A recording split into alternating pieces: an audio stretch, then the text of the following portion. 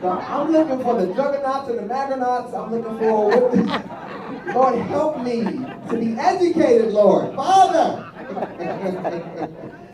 You got some education up here. You pay attention. Oh, yeah.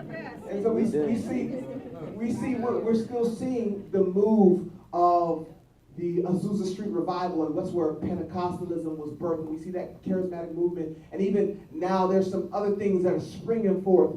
And so when we hear the word revival, however, we somehow tie it into that experience. Culturally, that's what's relevant to us. When we think revival, we think what happened on Azusa Street, and we completely compartmentalize and we reduce revival to simply that experience. Come on. Not to say that might not be part of an experience of revival, but that is our total understanding of revival. So we hear it in the worship song, Lord, send your revival. And growing up, hearing revival, what I thought, because I grew up in a Pentecostal church.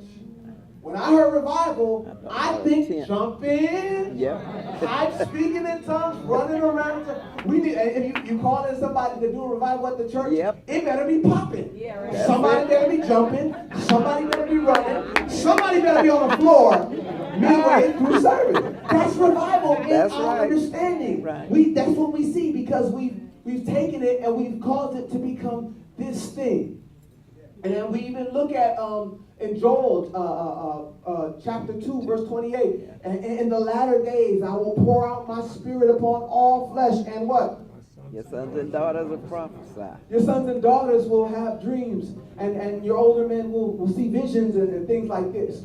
And so we see that, and we tie it in, and we say, well, this is complete and total revival. But yes, it is part. But how do we get to that place?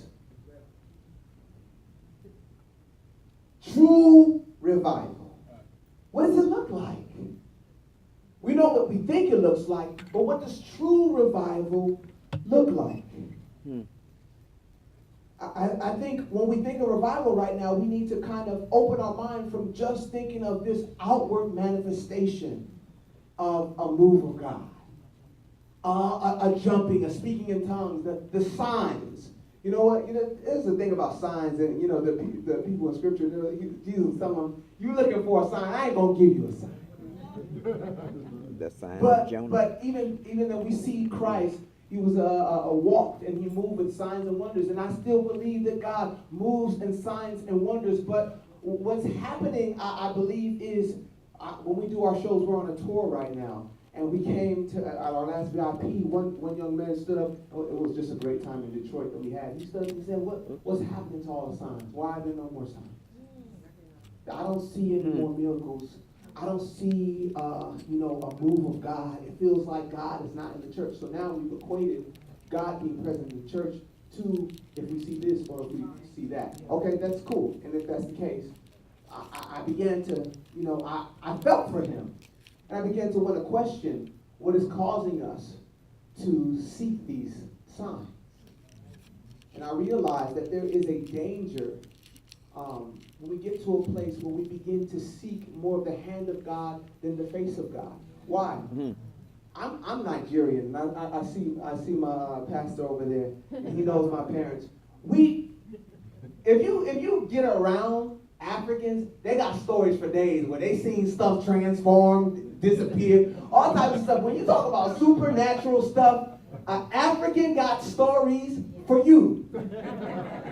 And so for me, when he asked that question, I'm like, I'm not really looking for him. I'm trying to stay. I'll be like, Daddy, I don't want to see no more signs because I've seen too much. And so I learned that there is because we are inclined to that nature, and there's a seeking of that by any means possible in that culture. Signs will happen by any means possible. But if we're chasing after the signs and not seeking after his face, then we will still see signs absent of a real move of God. Why am I saying that? There are prophets that are out and about. I'll tell you this. There are prophets that are out and about that do not know my Lord and Savior Jesus Christ. But guess what? They'll come up to you, and I'll tell you, they'll call you by your last name. tell you about the tattoo that you got when you were 16, tell you about the relationship that you were in, what was in your closet at the time, what's on the bottom of your shoe, and what was on the bottom of your shoe 12 years ago when you got your first job. Come on. But you're seeking for a sign. Oh, they got signs for you. Yeah, you're right. They have made people fall, collapse, and all that. So I realized that it's more important to look, God, I want to see your fruit in this time. It's more important to know that someone can actually walk in integrity in these days. You're seeking for a sign, you're going to get a sign. I'm going off topic. Let me stay on because I want to be able to talk. We want to have a conversation today. But why is revival even necessary in the first place? Why? Why is revival necessary? Or when is revival necessary? We could just be honest. Does anybody know when revival is necessary? Can you tell me? All the time. Change. Anyone else? Something is dead. When something is dead. It's beautiful. I like where that's going. Apostasy. There's a great falling away. Apostasy. Okay. Apostasy, great falling away. I love that he said when something is dead. Because when you look at the literal translation of revival or revive, it means what? Bring back to life. All right. Bring back to life. Let's look at Luke chapter 15. We all know the story of the prodigal son. I'm going to move past it because I want us to be able to talk with each other. And so it begins at verse 11, but I'm just going to look starting from verse 13. Because we're going to move quick and we're going to have a conversation. And so this is being narrated as from verse 17. And not many days after, the younger son gathered all together, journeyed to a what? Far country, and there he what? Wasted his possessions with riotous or wasteful or reckless living. So we're going to look at some of the characteristics that should be seen when we know that revival is pending or necessary. So one of the first things that we just located is that he wanted to go to a what? Far away. A far country. Separation, right? Amen. So when we see separation, then we can identify that revival is pending or needs to take place. Why separation? Because if we're going to look for a biblical synonym for separation, we get that word that he was talking about. Death. Death. We see a plant when it's uprooted from the ground, that plant no longer has the ability to live because it's now disconnected. It's separated. We even look at conceptualizing hell and heaven as a separation. There's a separation. If you're in hell, you're separated eternally from God. Separation. You just look at, even technically, when I have my phone plugged in, the power is on, I have life. When I pull it out, the phone dies. Just my friend just the other day, they had to pull out the plug on his grandmother. Separation. Death. Separation. Death. And so when we see ourselves, even individually or as a church, leaving, or what do you say, falling away or departing from the foundations of truth, revival is necessary. When we see ourselves separating far from what was established by the early church, revival is what? Necessary. Jesus even said in John chapter 15, he said, I am the vine. Ye are the branches. He goes on to say, if you don't bear fruit, what's going to happen? I'm going to cut you off and cast you into the fire. Separation. And so we see life being synonymous with together and reconciliation. And we see death being synonymous with separation. Far off.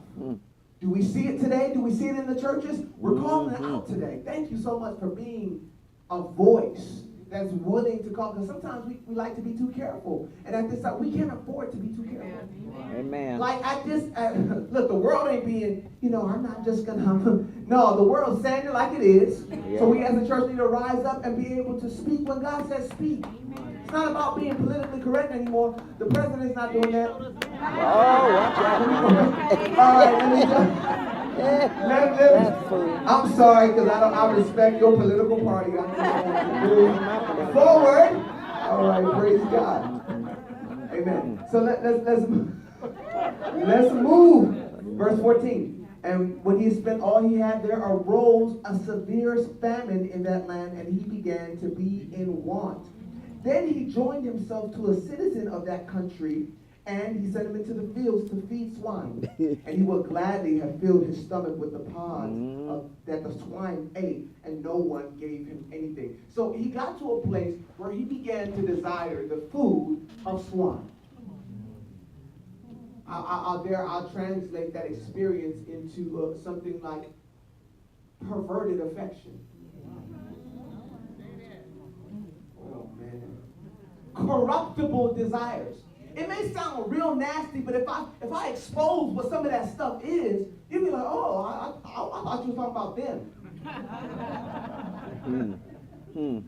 Corruptible. In the scriptures it says, lay not your treasures on earth, where the moth will corrupt. What are corruptible desires?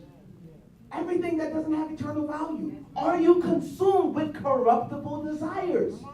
Oh, I thought you were talking about corrupt stuff. Has the church, has our family been consumed? There is a temptation with myself, with each and every one of us, to be consumed with corruptible desires, where we're faced with a challenge of integrity, and we want to choose what feeds our pocket today rather than protects the name of God tomorrow. Oh, there's some times I had to say no when it hurt my bank account. I know that's right. There's some times where I realize that if I do file my taxes this way, it's going to hurt me, but it's honest. Yeah. Okay, no, we getting too real. Let me keep it spiritual.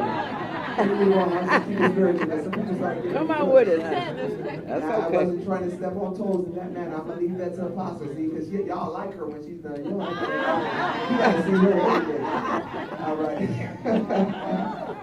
Oh, Lord have mercy. I'm going to be on tours. I'm going to be in Detroit somewhere, and y'all going to be mad at me from afar. Corruptible desires. When is revival necessary? We're seeing the indulgences, where the church gets carried away with desires that are fleeting. Even making good things God that we were talking about. The signs, it said, heaven and earth shall pass away. The signs, we won't need the signs when we're there. When Christ stops being the prize, it becomes dangerous. Look, tell me I get Jesus at the end of this. Don't place Jesus next to a house. Now, if Jesus blesses me, that's fantastic. That's wonderful. But here's the problem with some of the the prosperity consummation. It's the idea that Christ is or exists for our pleasure and comfort. So if I am uncomfortable, I'm outside of God's will. No. If I'm currently going through a time of persecution or suffering, then God no longer has his eyes on me.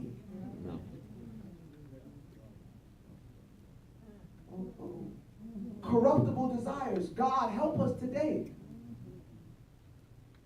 We're going to move forward because we're going to talk. Y'all, I know y'all want to talk back. I hear the